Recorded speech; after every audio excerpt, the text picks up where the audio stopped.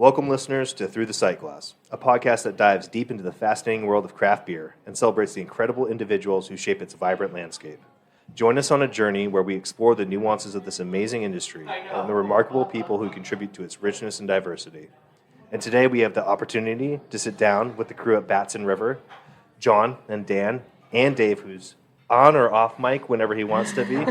Thank you guys for inviting us. We super appreciate it. Thanks for joining us. Appreciate it. No, glad to be here in Maine. Yeah. Very exciting.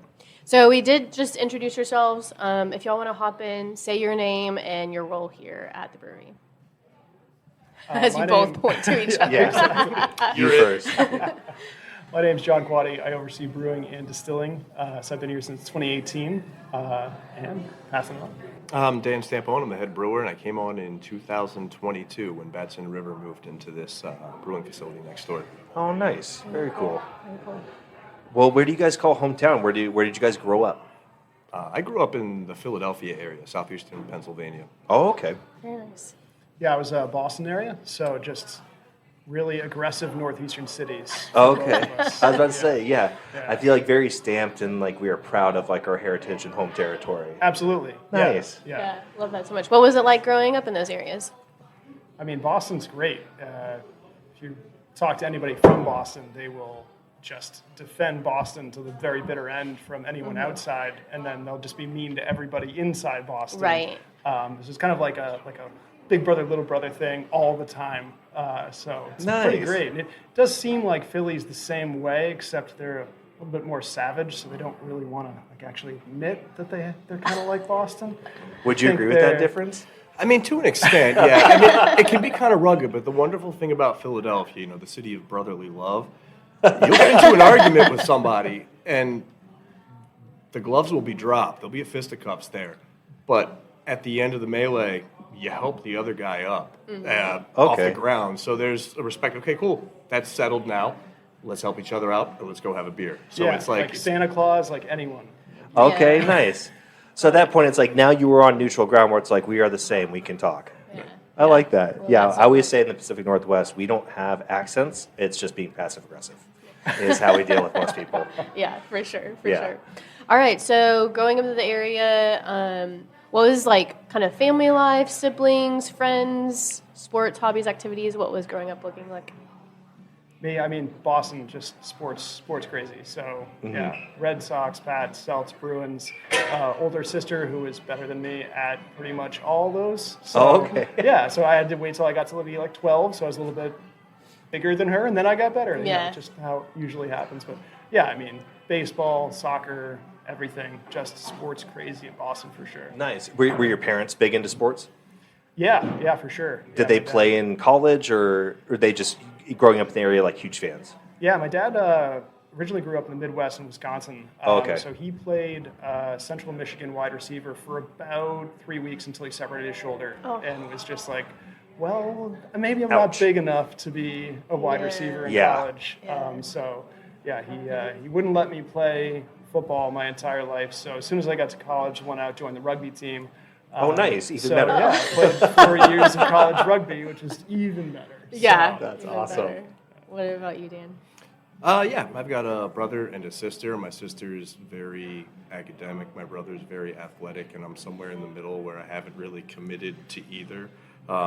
So I just really nerded out on science. That was kind of my thing. And I just ran around as a kid collecting frogs and checking them out, releasing them. Oh, nice. Very nice. I still do that. Yeah.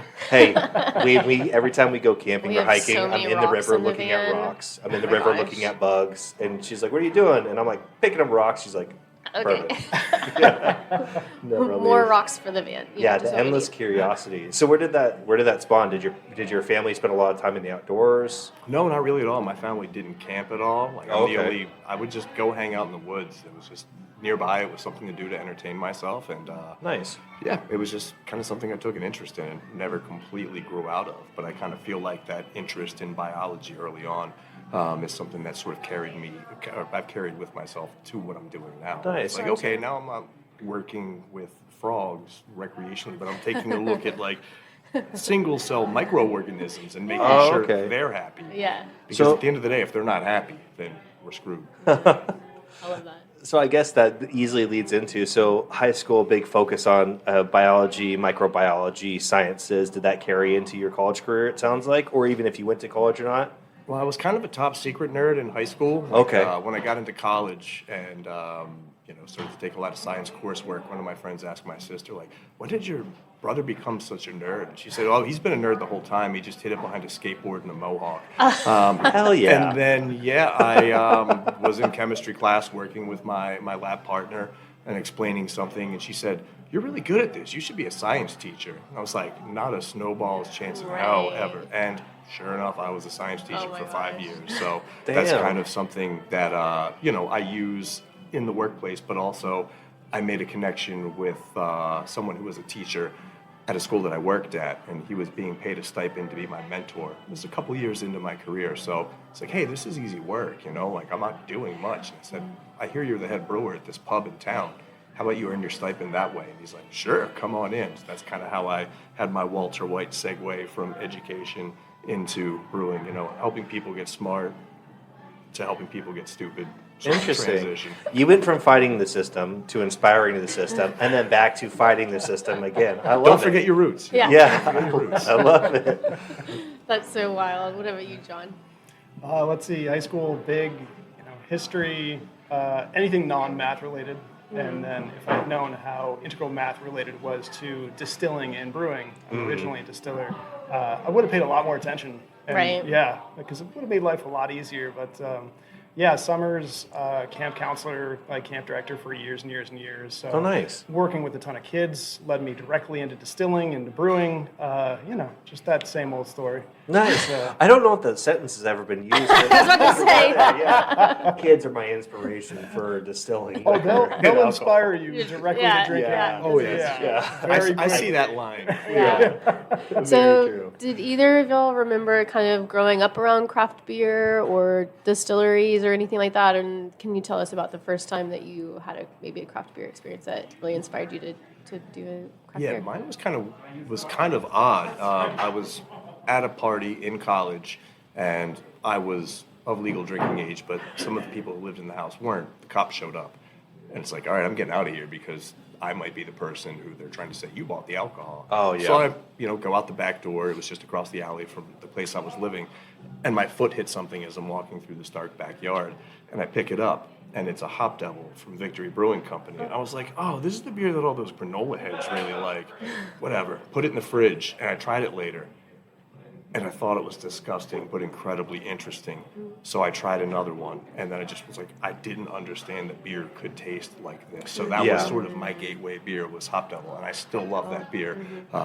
It was just kind of happenstance, like it was literally on the ground right in front of me. Yeah, and I assume previously it was just a lot of macro lagers, but party beers, like all the light golden stuff that was typical of drinking. A lot of Yingling, though. Oh, a lot of Yeah. Yingling. I Yeah. do forget that. Sorry on the East Yeah. Coast. Oh, that's all right. I'm always like Rainier and Olympia, Yeah. and their slogan was like, it's in the water. I was like, Yeah, that it beer is in is the water. gnarly. Yeah. There's something in the water. Yeah, for Yeah, sure. so plenty of Yingling, and then I just happened upon this Victory beer and decided to try it. I was like, oh my goodness, I had no idea something that tasted like this could actually be a beer. And that's Yeah. kind of where Where it I started. think it all started for me. Was there in the area that you were at during this time in college? Were there craft beer bars or craft breweries that you knew of that you could go pique your interest at once you had that beer? Yeah, actually, the next town over from where I went to college was where Victory Brewing Company's original location was. Okay. So I started to go there with some friends, after class, and just trying all the different beers that they had, and that really is kind of what did it for me, just having those Victory beers. And there weren't many craft breweries, at least in that part of Pennsylvania at the time. Gotcha. So that kind of piqued my interest, and then just kind of moved on from there and started to seek new brands Gotcha. out. Yeah. Nice. That's so crazy. So from Victory Brewing, at that time, you're taking science classes. What was your first job out of college? Was it being a teacher? Yes. Okay. Was it there in the area that you were taking classes and stuff? Yeah. My first teaching job was in Westchester, Pennsylvania, and Okay. I graduated from Westchester University. Okay, so you just stayed in the area? Mm-hmm. Very cool. Nice. At this time, were you at all homebrewing? Were you just doing basically more beer R&D, just kind of drinking, researching, and fueling the fire of curiosity inside you? Yeah, just R&D. I really didn't even know at that point in time this is something I could attempt to do at home. Gotcha. I'd heard the term homebrewed kicked around a little bit for programming and whatnot. I didn't know where that came from. And then I realized, I can make this kind of stuff at home. This is awesome. So nice. I sort of went about it backwards. I worked at a small brew pub before I actually made my first homebrew. Gotcha. So Very kind of reverse interesting. engineered brewing, and then And not to, I'm not dating you at all. Around what time frame was this? Are we talking like late 90s, early thousands, or this like 2010s? early 2000s. Early 2000s? Okay. Gotcha. Very cool. What was the brew pub you worked at? Market Cross Brew Pub Is it in still around? Carlisle, Pennsylvania. Yeah, they're Still still around? around. Nice. Yes, my buddy Kevin Spicer took me under his wing there, and I cleaned some kegs and helped to muck out the mash tun and all that that entry level jazz. stuff, and Yes. then just kind of absorbed everything that I could. Very cool. Love that so much. Nice. Yeah. All right. So, Jon, you were in Camp counseling, camp counseling. teaching kids. What was some of your first experience with craft beer or any type of distilling? I mean, I wish I had such a cool story like Dan. Mine's pretty boring. I was, out at the campfire, Yeah, it's part for the course. getting but really familiar with the Natty Lights. Okay. Let's see, Ice House, Red Dog, all the I forgot classics, about Ice like House all and the Red real Dog. classics. Yeah. And then, I just all of a sudden, Long Trail and a Magic Hat kind of slipped in, and then we're like, what the hell is this? Oh, And wow, then, okay. You go back to your Natty Light, and then just gradual process for sure. So Nice. no epiphany beer, unfortunately, but That's okay. it wasn't for lack of effort, Right. Yeah. really. Well, what kept, I guess, the curiosity? Because other than like, this is something different, it tastes good, I'll just drink it. What got you into them? I want to learn how to make this product, or I want to learn how to distill and like understand the science behind it. What was that inspiration for you? Yeah, I think actually I took a little bit different path. So I was originally hired on as the head distiller here, and I just looked around and I saw what's happening in the craft beer industry, and I was like, there are all these incredible breweries. Where are all the small distilleries? And I was just Good point. really curious as to like how that's happening. It turns out it's from laws that date back to Prohibition that restrict the number of distillers that you have, and now that's been lifted. You're seeing more and more and more. But I was really curious. I was like, if they can do this on this side, there seems to be a ton of space on this side. They're similar but completely different. And so I really went down that rabbit hole quite a bit in terms of just creating spirits. So I found myself a job up in New England Distilling in Portland about 10 years ago, and then kind of just learned the entire industry. But that led me to here, and led me into the brewing aspect as well. So Gotcha. Okay. What were Yeah. you mainly distilling? let's see, at New England we were doing gunpowder rye whiskey, which is a Maryland-style rye, which has brewer's malts in it. So you're getting Oh, that- interesting. Yeah, you're getting that C60. You're getting those dark crystal malts, and it brings nothing to the actual alcoholic content, but it brings whiskey a really soft mouthfeel. Oh, It was interesting. really interesting.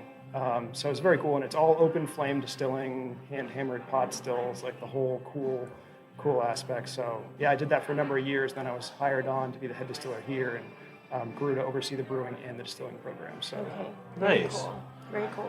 I kind of want to jump into, if we want to, kind of the story of how did Batson River come about? Like, when was it established? I see it on y'all's hats, but when was it established? Who are the owners? What is it? Give us a little bit of backstory of how Batson River got started. sure, yeah. I actually met one of the original owners when I was working at New England Distilling. I was actually training him to be the distiller, and he opened up Batson River and hired me on. And it was always his vision to have a really fantastic tap room with a brewery and a distillery. And so that happened in Kennebunk in 2018. Okay. And then immediately, people just absolutely loved it. So they decided, hey, let's open another restaurant in the middle of the pandemic. Yeah. So Portland opened in the middle of the pandemic, and now we've grown to 4 locations in Wells and in Biddeford as well. So up and down the coast of Maine, which is fantastic. But the whole thing was started basically to create the best, highest quality products in terms of restaurants, food, beer, spirits, and to give someone an experience of a little piece of Maine. So when you come in here, you want to see and feel like you kind of capture a little bit of Maine and you kind of like take it away with you. So, Yeah. I definitely felt a little bit of that now that you say it. Like when I walked in, I was like, I feel like I know I'm somewhere. You know, it's like it gives you that feeling of it's not home, but like you're like sense of somewhere. place. Yeah. Yeah. So it's home if you killed like a lot of ducks Right. and stuffed them and put them on the wall. Yes, Yeah. exactly.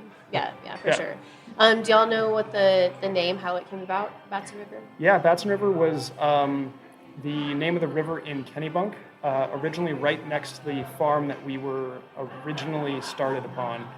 We were going to grow our own crops until we had a few unfortunate happenstance, and we were not able to make it through the second fall growing those hops. Gotcha. So there's still all these big hop holes there, but the Gotcha. Batson River goes right next to it.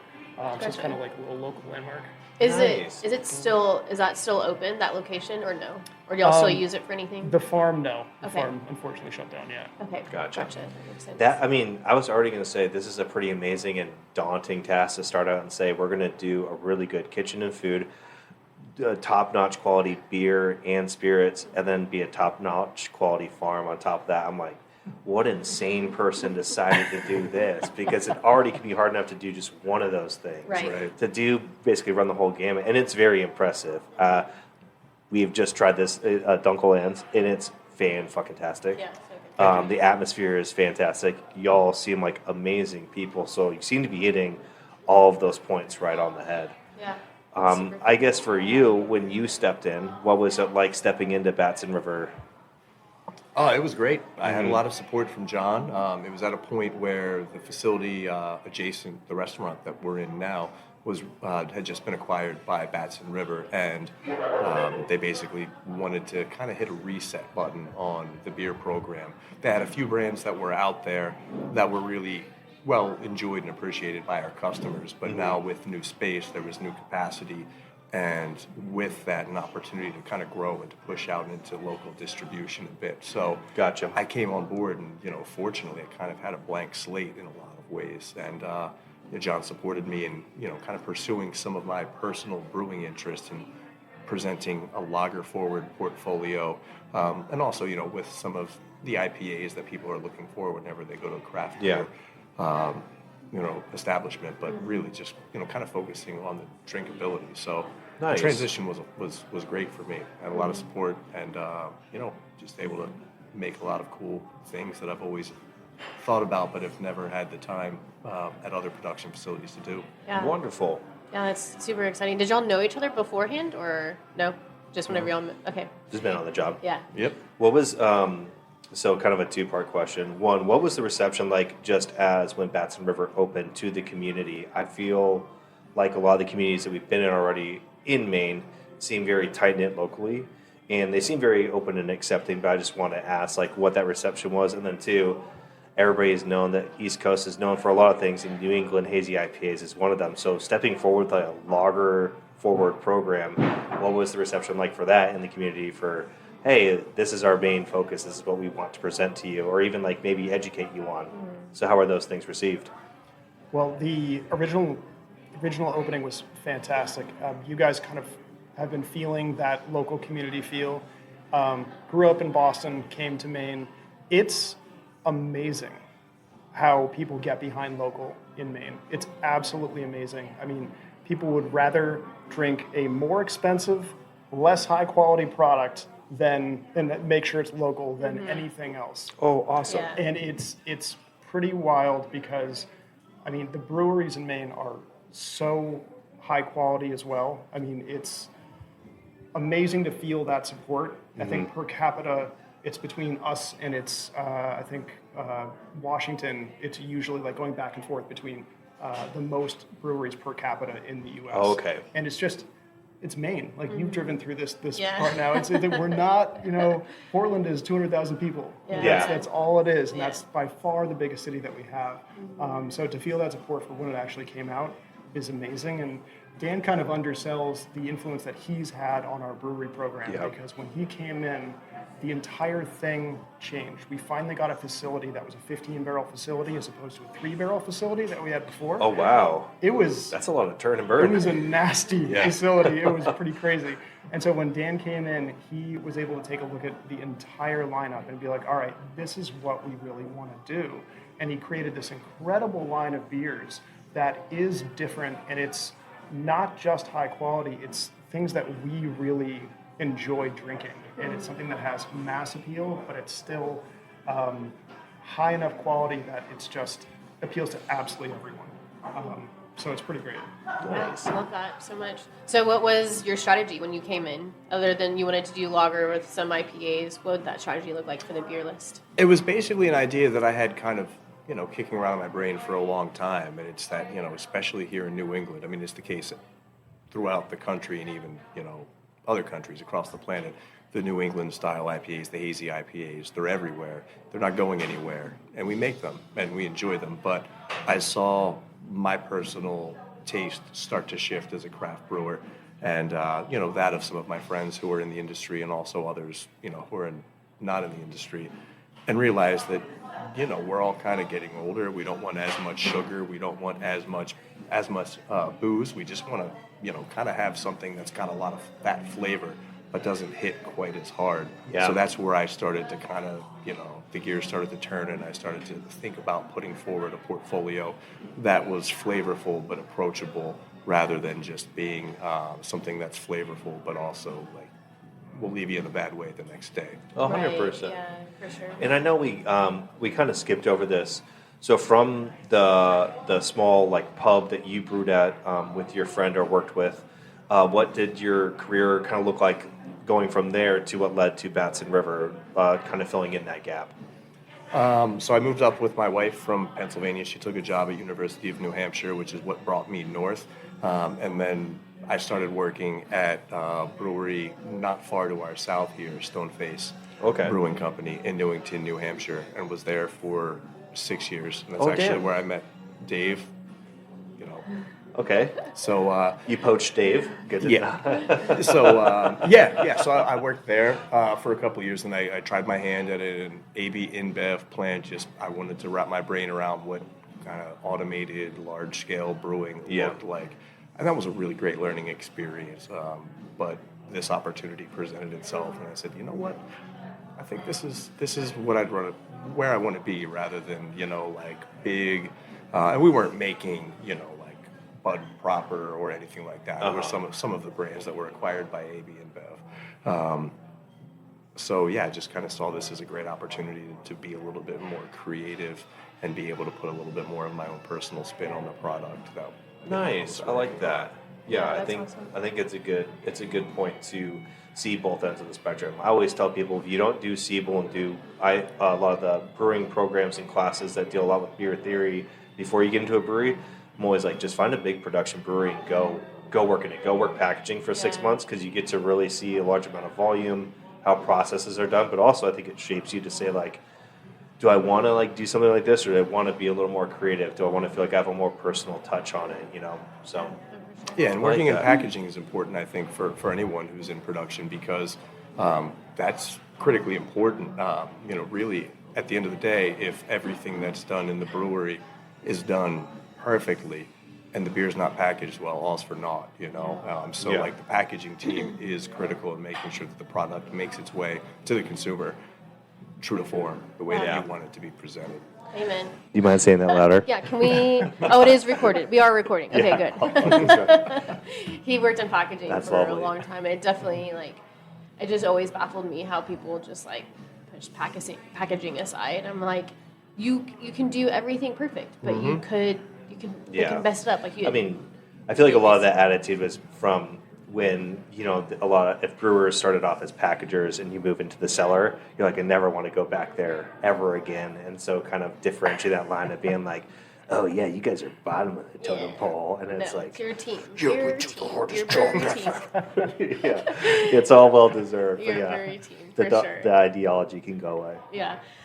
So Is production only here for the 4 locations, or do y'all have another facility? What does that look like for the brew? We do all of our brewing here in this facility, but we have distillation occurring in 2 other locations. Okay. I'll let John expand upon that.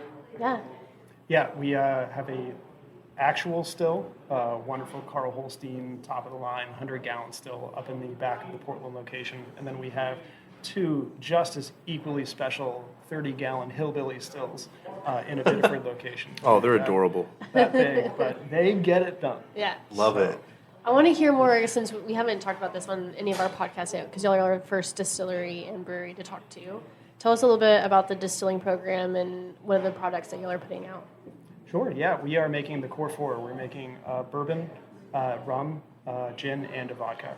Oh, wow. So we're making all 4, and they're available at all of our locations. And yeah, it's just, it's basically brewing, except you don't have to be sterile, which is going to blow a lot of brewers' minds. But essentially, all you do is you run it through the still after, and so it purifies everything. Mm-hmm. So brewers are often very, very Oh, I'm jealous of that aspect. Oh, yeah. You They guys get always- to boil off all your failings. Yeah. It's that's There you 100% go. true. Yeah. I In can't fact, wait to talk later about the beef between brewers and distillers. Also, nobody says that he is a 95% janitor whenever you're yeah. working at a brewery. As a brewer, you I always just did clean. think that was funny, starting off keg washing and doing a bunch of the packaging. The pinnacle of brewing, I was like, oh, this is going to be so amazing. And literally, brewing, cellaring, it's just 99% of it is just janitorial work. And I'm like, man, what a dream to have like curtain ripped open and be like, this is what it is. Yeah. No. It still is great, but yeah, I'm just like, it's not as magical as I once thought, or made up in my mind is a better way to put it. Are there other smaller distilleries here in Maine that are that y'all are kind of comparable to, or? Yeah, I think we've got 28 small distilleries in Okay. Maine now, Wow. which is great. And you see them popping up left and right. You see them doing really creative stuff, which is fantastic, especially in the gin scene. Because the only thing that you need to be legally gin is you have to have juniper in the actual spirit. Other than that, Oh, you wow. can do anything that you want. So people think of gin and they're like, London dry, beefeater, really aggressive, juniper forward. Yeah, Tastes like you're eating an actual pine tree. yeah. Nowadays, you can get a lot more citrus in there, a lot more complexity.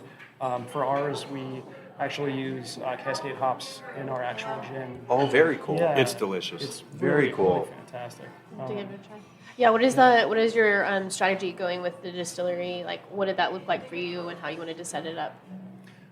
It's basically just create as creative and high quality spirit as you possibly can. So it's the same thing that we do with our brewing. It's take the time that you need to make as high quality spirit as possible. So when we're done with the batch, it's 2 weeks of mixing and just adding a little bit of oxygen every single day and just off-gassing some of those volatile compounds and getting a much smoother, kind of softer style. It's the same strategy that Dan takes with all of his lagers. It's Oh, basically very just cool. Make sure these end up taking the time they need to clean up. And so that's why the Dunkellands that you're tasting taste so great. And I mean, the Loon Call Pilsner that we have is really extraordinary because it's just Dan taking the time that he needs to make that really, really stand out. Yeah. So. That was really cool when we came to Maine a few days ago. We went to the grocery store, and we always look at the craft beer sections in grocery stores, especially when we're traveling. We saw the Loon Call, and I was like, that's Batson! Yeah, yeah. The branding and marketing Yeah. is great. Yeah, it was really easy. Yeah. Yeah, so well done, Dave. Well Well done, done. Dave. Thank you. I also think it's very important, and I think it's something that can kind of get lost in the weeds of business. And so I'd like to touch on it later about the time that you allow to require for the beer to finish and be ready when it's ready, but then how that fills, whether it's distro or like for your deliveries and what you guys do. But one thing I think I want to talk about right now is your beer program and the ingredients that you use. I know the Maine has put a lot of effort and money into building a better agricultural program for local ingredients for distillers and brewers to use, and that's especially important for your lager program and even IPAs. And I know cold IPAs have been super popular on the West Coast, and that was something that Dave told us that you guys are excited to kind of talk about, is cold IPAs and dark lagers. So my question is, how does local agricultural and ingredients deal in your beer program, and then how does that develop into the dark lagers and cold IPAs, but everything you want to give to people, give to the customer base? So we have, I'd say, probably 3 or 4 local, and by local I mean here in this part of New England, be it Massachusetts, Maine. I think those are the only 2 malt houses that we have in here.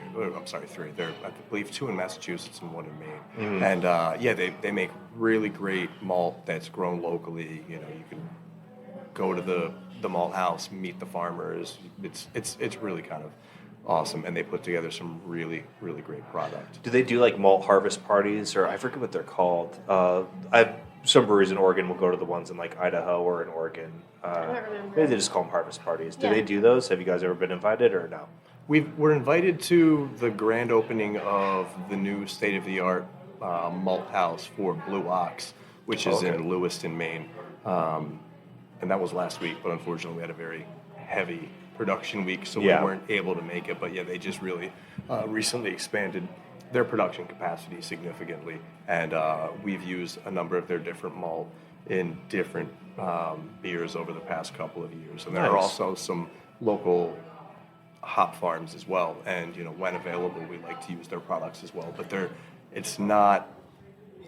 not as plentiful, I guess I would say, as the malt that comes out of New England, just given the the conditions that we have climatologically in the area. But yeah, there's really great work coming out of both the hop growing and malt growing. Nice. Very cool. What is that? I mean, depending on the product that you can source, either locally or in the area, what does that look like for your strategy for what you're going to brew next? Or I'm sure you have a few like constants. I keep on forgetting the word. Core beers. Core beers. Thank you. You have some core beers. What does that look like for the new beers that you're bringing out to your community? It's great that there is, a larger volume of this malt available that's malted right here in Maine. So that's something that we have been incorporating into some of our recipes, and now that there is more of that available, we'll be incorporating more into our beers.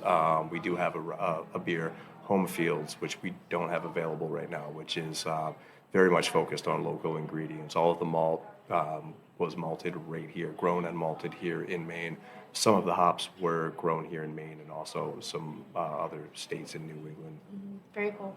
So, what is your strategy from your core beers to what you brew next? How do you come up with new beers? Especially transitioning now from Oktoberfest into winter season, which sometimes those seasons just all seem to run together. And it's even worse in the West Coast where it's like summer, fresh hop season, Oktoberfest, winter season. It's all just like... Yeah.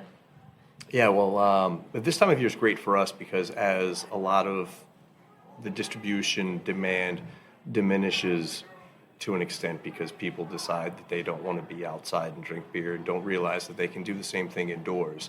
That gives us time to play around with our barrel program. It gives us time to try some one-off beers, which is really the real creative fun time that we have as brewers. So some of the spirits that Jon and the head distiller Jeff age in the barrels, we'll take those barrels and then put our barrel-aged stout in. We'll put barley wine. We'll put a Doppelbock in some of these barrels, and also source barrels from another barrel broker here, Batson, Maine, and that's kind of the gears that we shift, so to speak.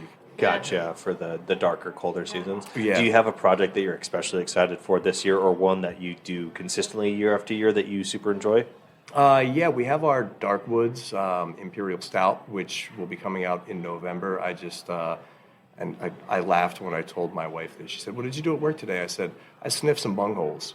What? Like, you need to know these terms by now. Context. You know? Yeah, exactly. So I just went up, went upstairs to the barrel room and checked out a couple of the barrels and made sure that they smell good, make sure there's no weird pellicle on them, so they're automatic outs. And then, I've got some media plates on the way so I can take samples and make sure everything's clean. And then we'll be blending it with what we have in stainless right now. Oh, very cool. This year's release. It's very convenient that you all have barrels available. Super cool. Yeah, it's super cool. Yeah. Does that ever influence what y'all are doing? Like, if you're like, hey, I want to brew this beer, I need you to do something in these barrels, or do He's y'all- my boss, so I just do what he says. Okay. I've got like 50 barrels just waiting for him. Okay, So yeah. it's Yeah. more of a creative process. But, Gotcha. Yeah. I mean, I think this time of the year is fantastic because you can catch your breath after. Maine is so seasonal, so Yeah. just absolutely slammed. We get so many visitors up from everywhere in the summer. So sales are going crazy, and you're just nose down. But now it's the time to kind of like explore. If I'm not mistaken, I think this is 2 years ago when you started doing the cold IPA IPL comparison, which was fantastic. We kind of wanted to explore cold IPA and then also the IPL, and we made them both and we put them on in the tap room, and It's like- they're essentially the same beer, and the Yeah. IPL sold. What's the difference? They sold 2 beers, and the cold IPA sold through in days. Yeah. Because That's no one knows what wild. IPL is, but you throw IPA on something and it's gonna go. Yeah. So it was pretty cool. That is but we wild. really like that beer too. So It's funny to play some of those mind tricks. Yeah. That's been a long debate because there are some breweries, I won't name them, but in Oregon that they're kind of like their kickoff for what made them super popular was an IPA. And they back then were arguing like, well, IPA, IPL, like who cares? What the fuck's the difference? It's the same thing with kind of like cream ale and Kolsch to a sense, other than where they are based in region. And now some of those breweries are like, we were the first to do cold IPA in the Northwest. I was like, before you didn't care about the title. Yeah. But now that it's here, you want to let people be known. Will you throw IPA in gin barrels? I haven't done that yet, but Oh, I have okay. had some barrel-aged IPAs, and some of them were really interesting, and some of them held my interest long enough for me to get to the sink to pour them out. Yeah, So, there really can be a cool, if it's balanced well, there can be some great things done there. But I feel like it's difficult to pull off, and it's not something I've ventured to do yet. 100%. Gotcha. Do you have any cool projects coming up? yeah, there's just so many spreadsheets Oh. that are just dying to get into. Gotcha. Very I cool. love that. Pivot tables. No, I love Pivot that. tables. Barrel-aged spreadsheet. Yeah. Barrel-aged Yes, spreadsheet. exactly. So I guess, but if we're going to hear it from the horse's mouth, for you, cold IPA and then IPLs, do you feel like there is a difference, or Yeah, yes? I very much do. And the reason being is that I've noticed in making some IPLs in the past, they've been sort of hit or miss, and I feel like that additional sulfur that lager yeast throw out sometimes just don't jive well with the hops that we use in a lot of American IPAs. Sometimes they come across kind of soapy. I've had them like ones that I've brewed at other places, and also ones that I've had from other breweries. And I'm like, that I want to love this because it's a lager, but it's got that hop forward component. Yeah. But it's hit or miss. And so with our cold IPA Cryoscape, as John mentioned, we did sort of the parallel experiment where we brewed exactly the same recipe in one tank, went a lager yeast, in another tank went an ale yeast.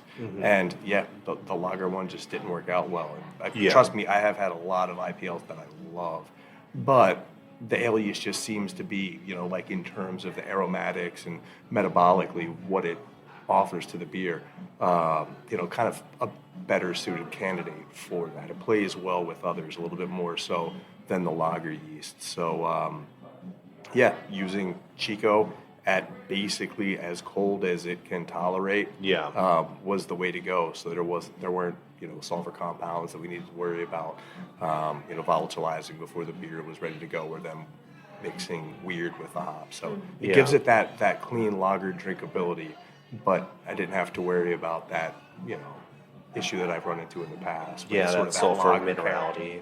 Yeah, it can be weird, and man, I've had a lot of great IPLs. But cold IPA was something that I was interested in. It was actually a brewer that was working with us at the time said, "Yeah, they're the same thing." No, they're not. They're different. The I and the L make a difference because, like, I'm a nerd and this is science, and there are lager strains and ale strains, and there are some, like you mentioned, Kolsch and Cali Common that are somewhere in the middle. Yeah. But no, like, these are two separate camps, and they were two completely different beers, and we decided to move forward with the cold fermented ale rather than going with an IPL. What was the fermentation time for using that ale yeast, but having it as low as it possibly could go with it still being viable and producing what you wanted? Do you remember off the top of your head? Do you know if it was a little bit longer, or was it similar to other ales that you use?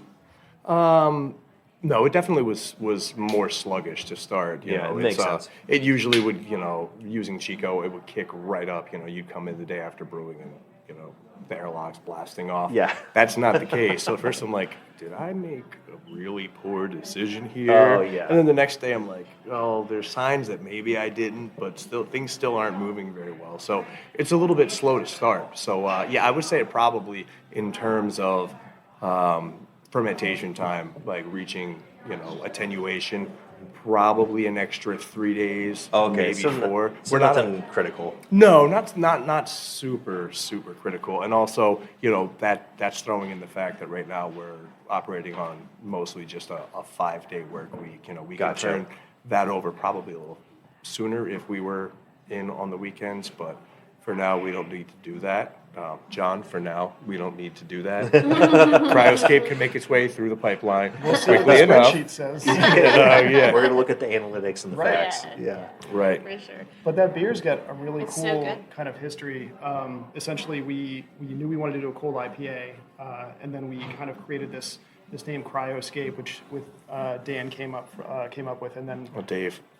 Dave and Dan, the brain trust as we call them, and D squared. then they just kind of kept going with it, and Dan was just like, well, maybe we use some cryo hops in here to get more depth and more characteristic. It's just really, really cool how that beer actually came about. I love it. How do y'all come up with the names?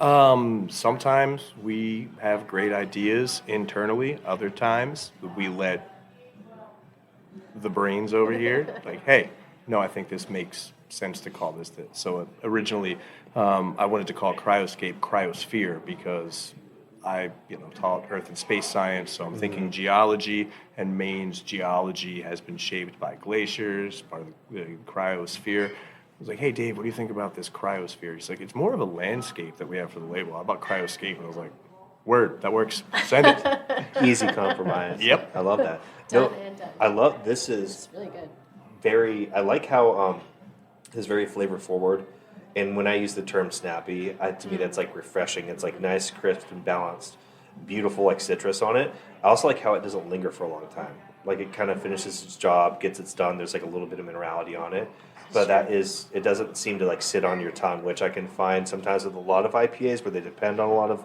they want to make sure that flavor is there, and then it's almost like you're just like layering your tongue sip after sip after sip with like this residual hop, and then that leads into whatever next beer you get. You can still seem to taste that. Yeah. But this is beautifully balanced, and Awesome, it's thank you. clear as all get out, which I love. The fact I can We see appreciate that. my fingers. I on know. the table Being over able to it. see my fingerprint through an IPA is pretty awesome. It's a point of pride. So well done.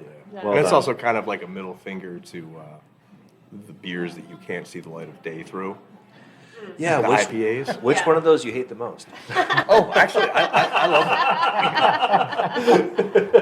it. No, I love. There are a lot of great New England style IPAs out here. And they've been brewed well by breweries all throughout the country. But fortunately, we do have a lot of places here in New England that are still doing a great job of it. So they are everywhere, and there are tons of them. But there are still some great ones out there.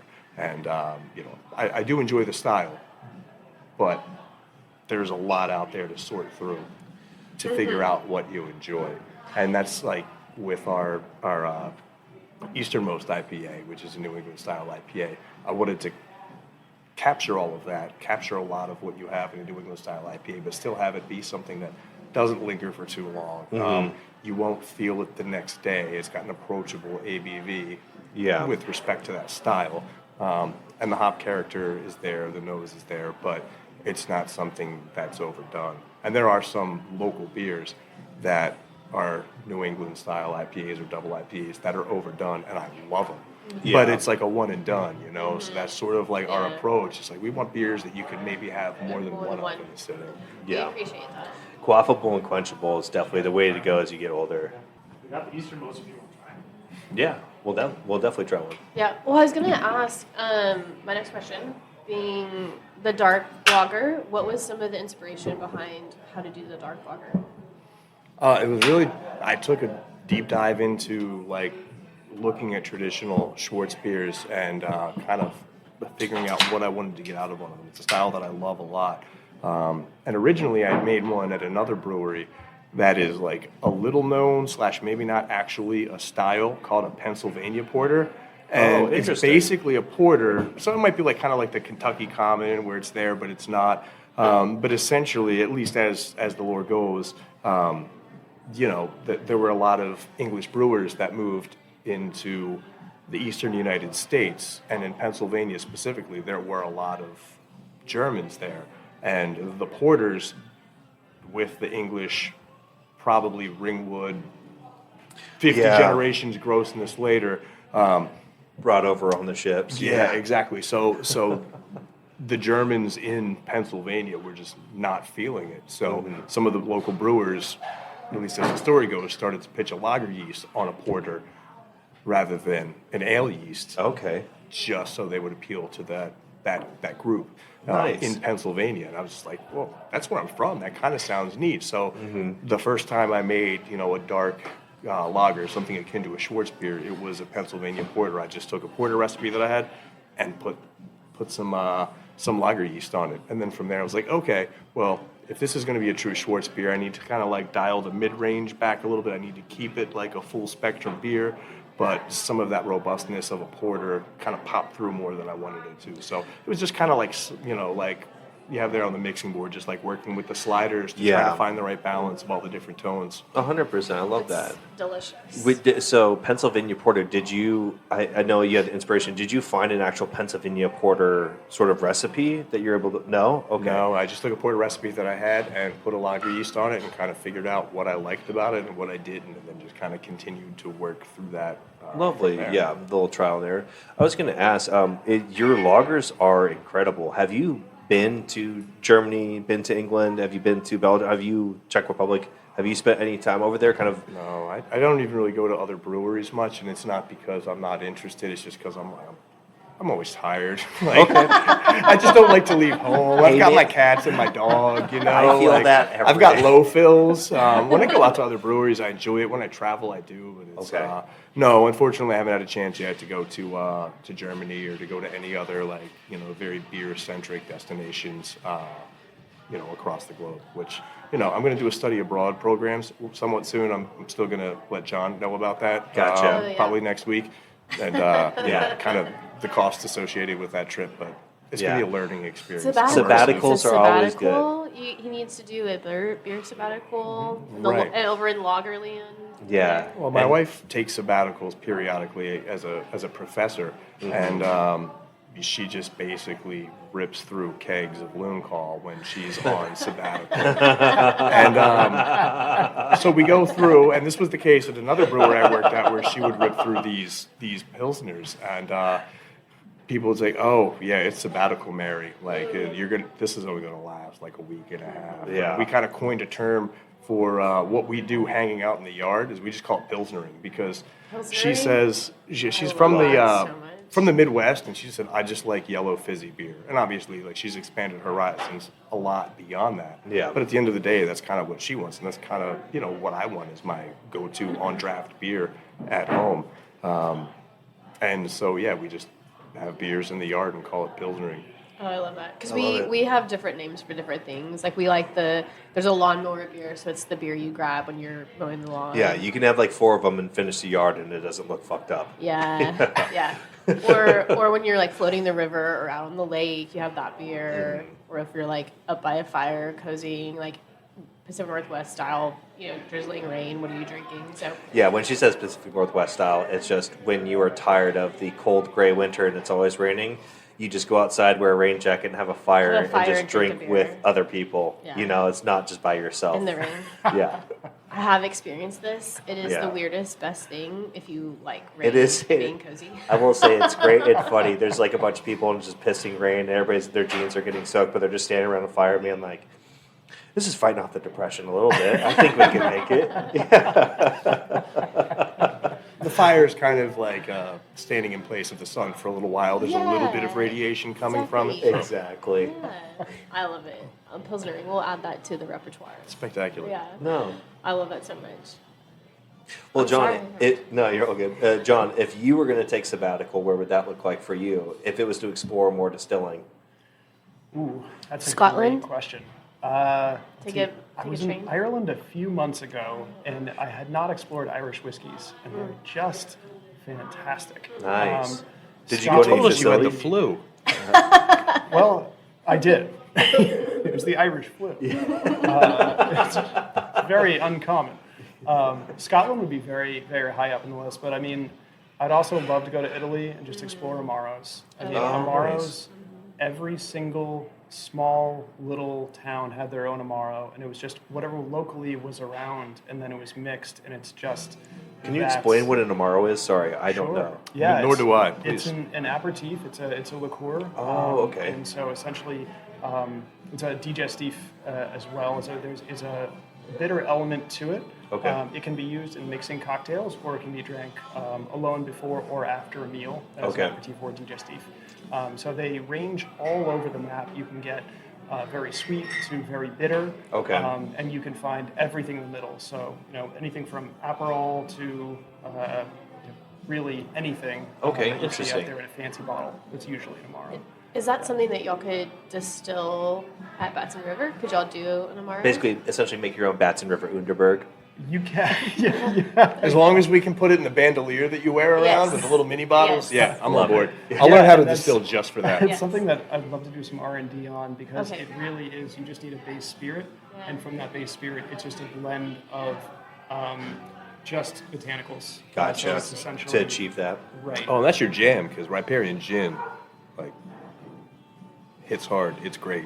Nice. I was going to use another term, but I was like trying to pare it back a little bit, Yeah. Yeah, teach, you're good. teach your vocabulary. You're all good. But yeah, it's a great gin, and yeah, so seeing what other kind of things you could do with botanicals and booze would be pretty That sounds awesome. like your Yeah. next project. Well, I mean, it's great too because we do an Italian Pilsner, so I can go over to Rosetto and I can check out the town. I can Oh, check out nice. some There nice you go. Italian Pilsners while I'm over there. So, Yeah. yeah. Oh, it's- okay, it's so a- going to it's a Italy. twofer. I like Yeah. that. That's kind of a I was- Friday thing that I have when we have our Italian Pilsner on draft is I have the Italian special, and it's the Italian Pilsner and a Negroni.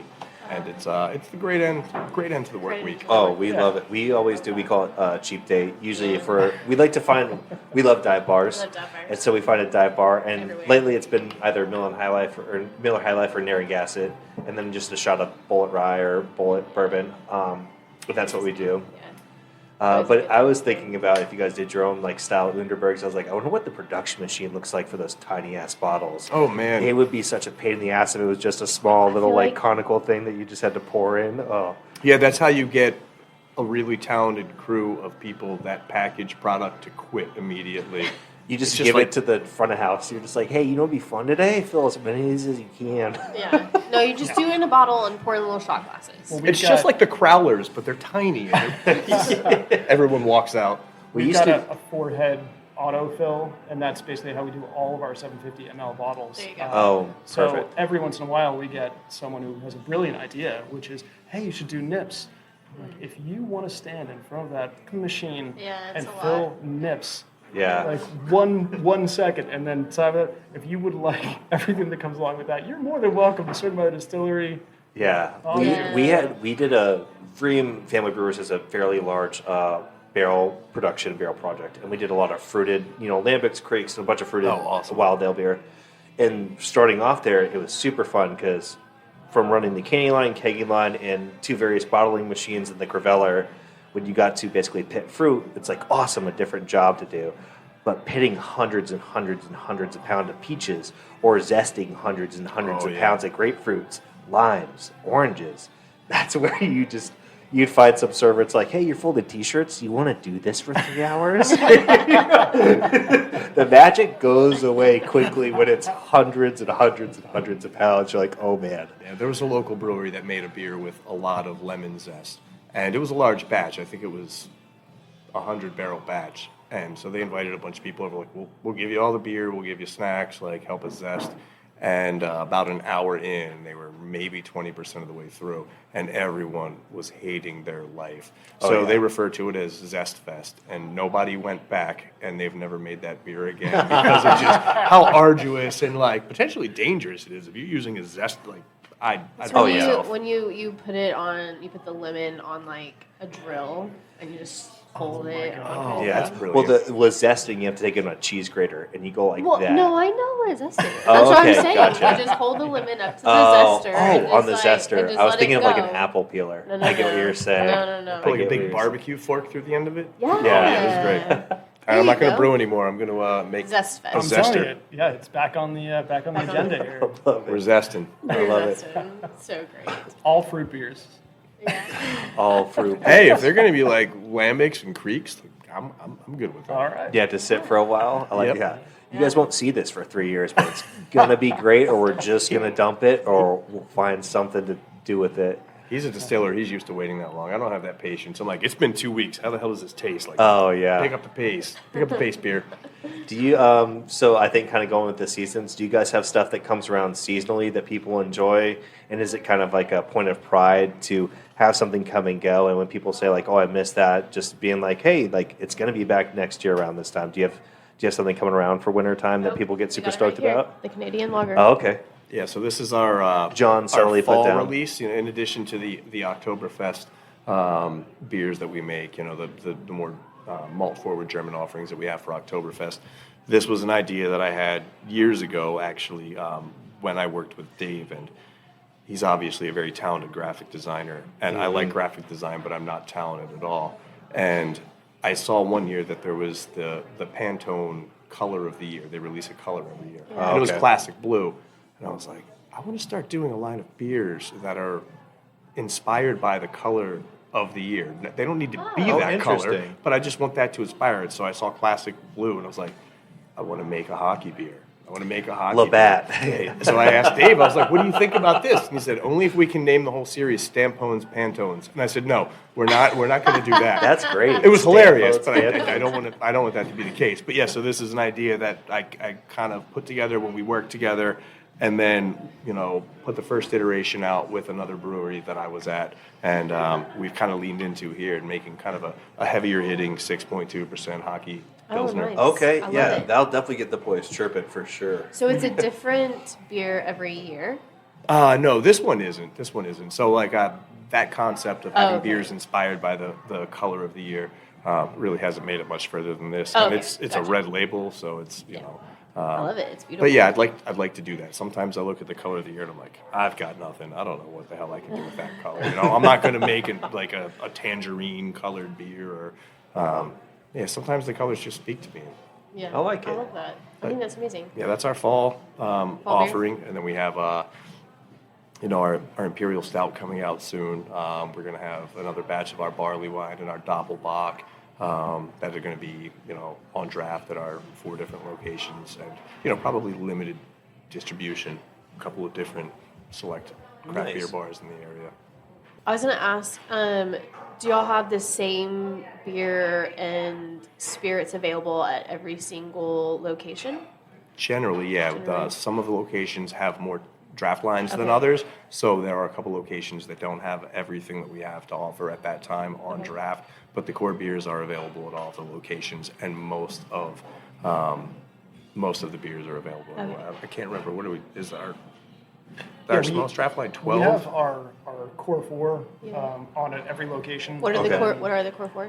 Core 4 are Easternmost New England IPA, Cryoscape Cold IPA, Loon Call Pilsner, Okay. and then Acadian Skies Dark Lager. And then each location's able to, their general manager's able to kind of curate their own lists based Okay. on demographics, because it's pretty wild. It is Yeah. different, I bet. Beer's really different. It's very lager-centric.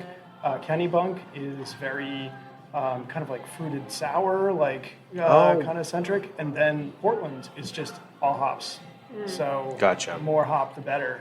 So it's pretty cool to kind of have different locations kind of featuring different beers. It's awesome to have that information. And I think it makes it better for you guys to navigate kind of like your growth and like what goes next, and not I think, especially from some of the breweries I've worked at, from small to super big production breweries, you're able to control your growth with a very much more focused manner, as opposed to being like, I think this is what's like popular, this is what's people buying, like this is what we should do, even if it's not conducive to your business, or if it's kind of what your business is based around or your values, you know.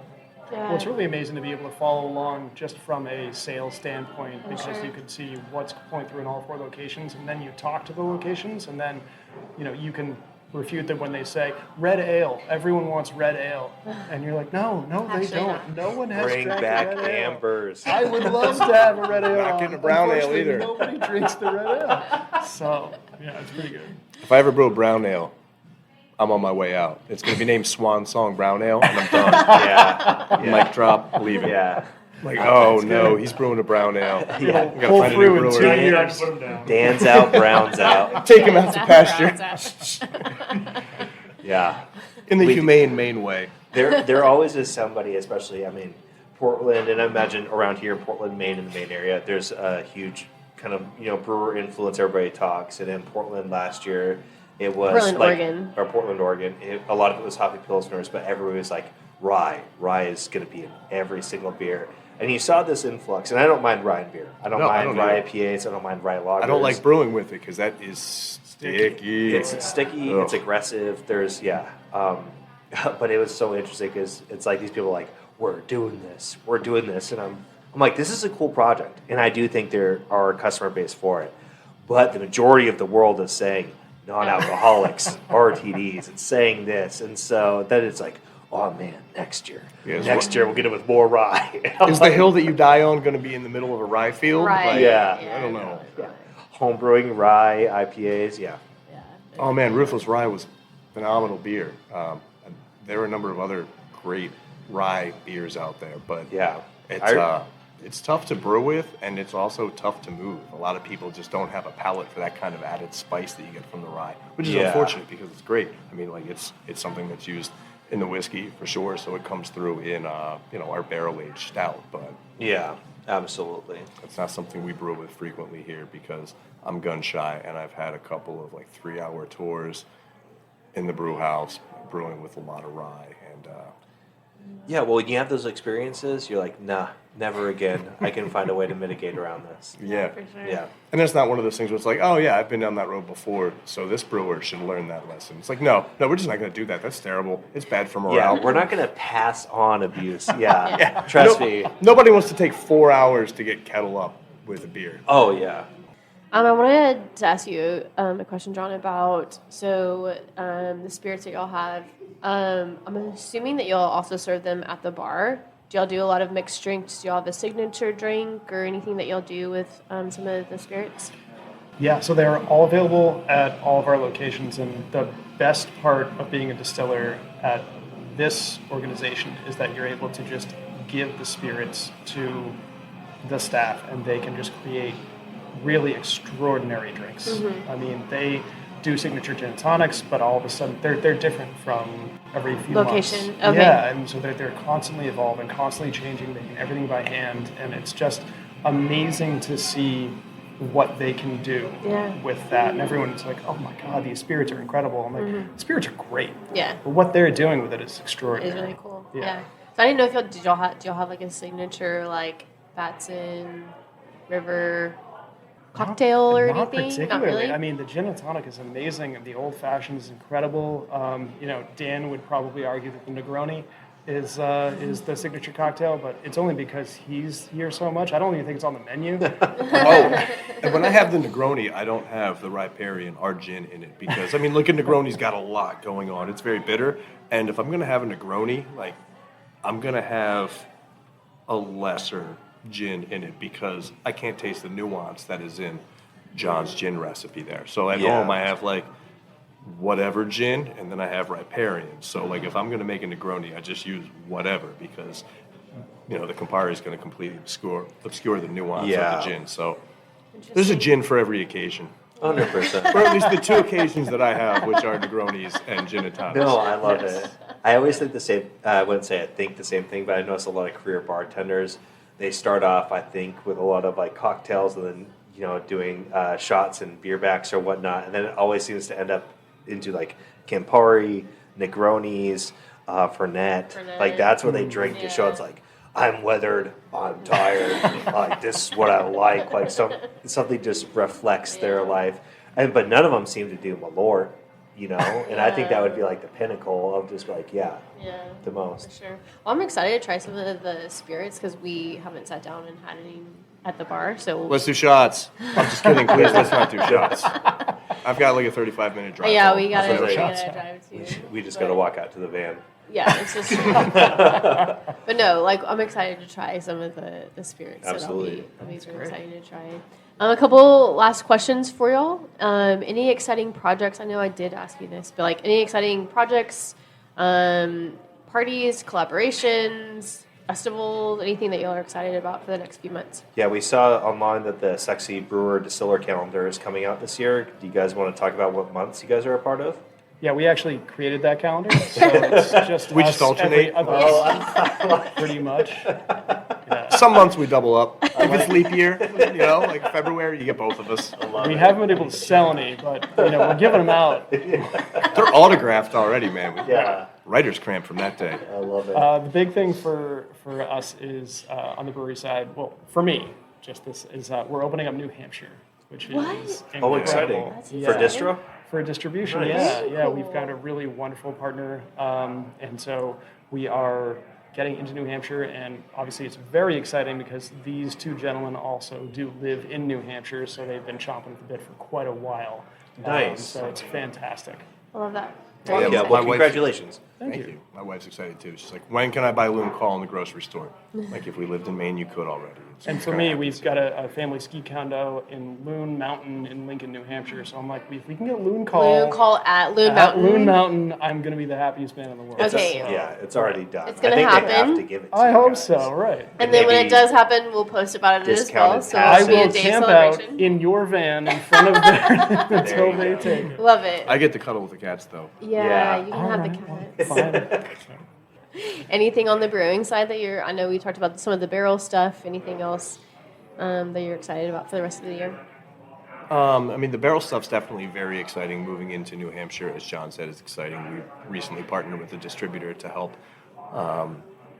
move our product further into northern Maine, which is pretty exciting as well. And we're still kind of catching our breath after the heavy production season, but this is the time of year where brewers start to scheme and figure out What's how to next? play well together. I'm like, all right, cool. We got a little bit of time. We have a Yeah. tank that we can spend, we can put a fun project in for 3-4 weeks, whatever it Nice. is. So, yeah, no grand designs yet, but it's the time of year where we're able to kind of get a little creative with some of our friends and do some Nice. cool stuff. We love collaborating with local breweries. Okay, cool. friends. Very cool. And I was actually quick before we end with the final question. GABF just happened, and I know there's distilling awards. I don't know if it's the same time at GABF. Have you all entered to GABF or any of the distilling competitions, and have you guys received any awards this year for any of your products?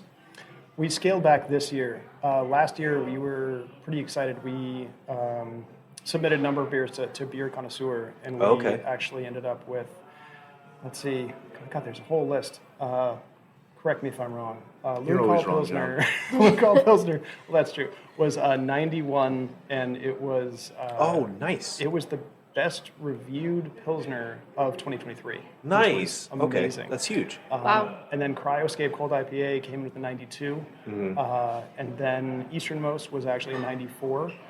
And then we got a 96. We got one away from World Class for Darkwoods, our barrel-aged stout, bourbon barrel-aged stout. Oh, which was damn. Amazing. Wow. And that was 2024, which is great. And then we were thrilled because our Acadian Skies got a 98. Wow. So it was our first world-class beer, which we're That's really, really awesome. thrilled. Congratulations. Thanks. It was good to say to my parents, look, me and my friends can get good grades. Not a loser.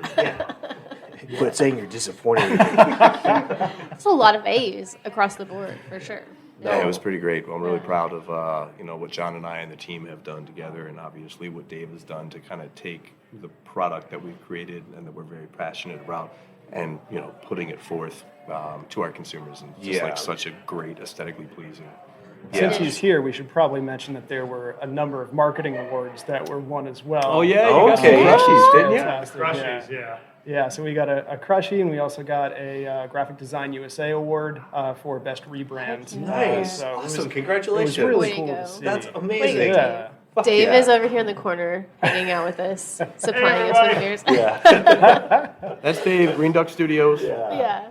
I'm like, We'll it is. put it in our post and everything. We'll Yeah, tag that's all your work. that's so amazing. I mean, obviously seeing y'all stuff in the grocery stores, like seeing the logo, the names, and then having the beer itself as well. Like it is very well done, and everything that y'all talked about, you can definitely. It's not only y'all talking about it, but it is very much reflected in the presentation and also the experience of trying the beer. So Yeah, it's a complete package. it is very much so. Excellent, thank you. Yeah. Appreciate that. So our last question, we Oh, always man. ask this: if you were to give yourself, younger self, piece of advice, what would it be? And it does not have to be It like doesn't have to brewing be related. brewery. Just It can life advice. be life advice, or if you have kids, it's something you A tell little your kids. curveball. I mean, mine's pretty easy, and it's something that I think I turned like 37, and I was like, it just kind of snapped, and it was just be present, enjoy what you're doing right now, plan for the future, don't worry about the past, learn from the past, but just be exactly where you are, enjoy where you are. That's the whole key, and so that's what we try to do and fail quite a bit, but like that's kind of the whole point. So. Love it. It's so great. I'm a couple years older than John, so I came to the realization that like I should live in the past and that I'm beyond my prime, and I should just kind of focus on what I've done in the past and cling on to that for dear life until I ride out my days. Yeah. Man, that was so cool. No, I think it's really just, I mean, at the end of the day, it's just basically explore your curiosity. You know, I mean, that's what science is it's just curiosity. It's diving deep into something, and whatever that something is for you. Doesn't matter if it's science or whatever. It's just like finding that one thing that interests you and that there's no end to that rabbit hole that you can just keep learning and exploring and diving into. Just keep yourself challenged, you know, find something that will keep you engaged. I love Yeah, that. we love that. Yeah. I mean, our bodies will get older. Age is just a number, but I think like curiosity is the best thing that keeps your brain like being present, but also just like here. It is while we have lots of family members that get older, and you're just like, how do you just start to like have the wheels fall off, and and it's like, yeah, I think curiosity and doing inspiring new things. I love it because it also means your beer program is always going to grow. Yeah. So it's a good thing to have too. Yeah. I love that. Well, thank y'all so much. This has been incredible. We are so excited to explore this location, y'all's other locations, and thank y'all. Cheers. Seriously, Thanks for joining us. this Cheers. is you all awesome. very much. Thank you, Appreciate friend. Yeah.